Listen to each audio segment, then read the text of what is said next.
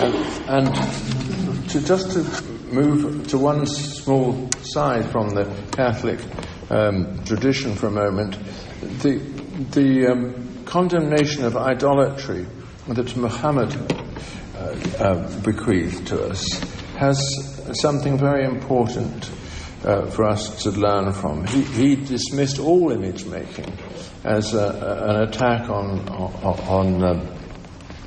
God's, on the fact that God is not presentable and not knowable as a sensory object, and that all interest in images is distracting us from what we should seriously be trying to understand, which is the underlying unity of everything.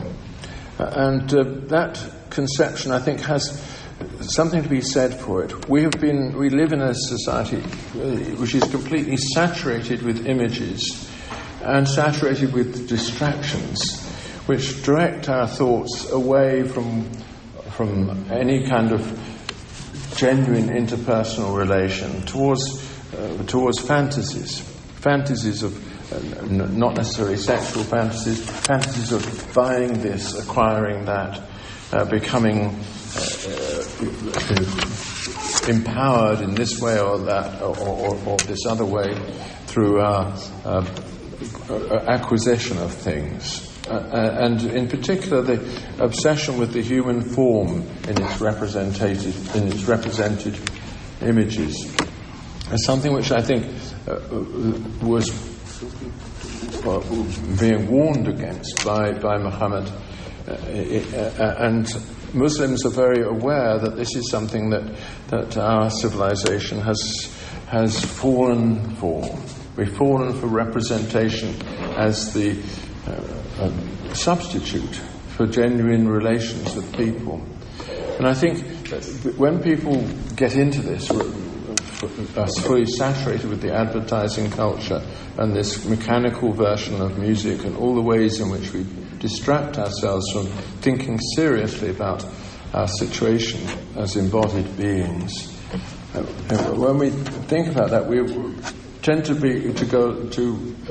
accept what people have said about art in our time, that art is simply a way of producing these attractive objects. It is simply a form of distraction, that it doesn't have any meaning apart from producing exciting images and stimulating us to live in other worlds than otherwise we would live in. And I think that's the point on which I'd like to focus in conclusion, that actually real art is not like the art that is being produced today in art schools and elsewhere.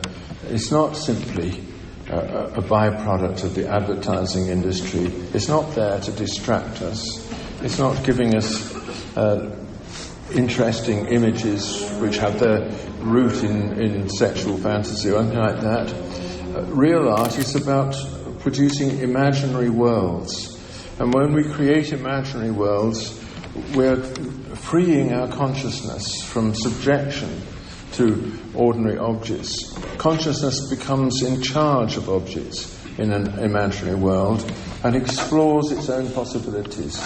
And as a result, it produces, if you like, a kind of reality of its own.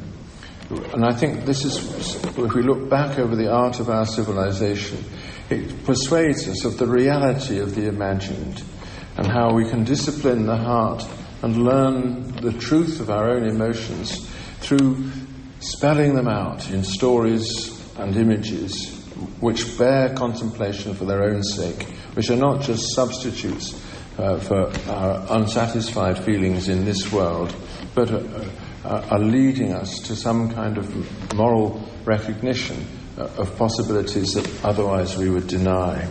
And I think that's where I would like to leave the point, that really there is such a thing as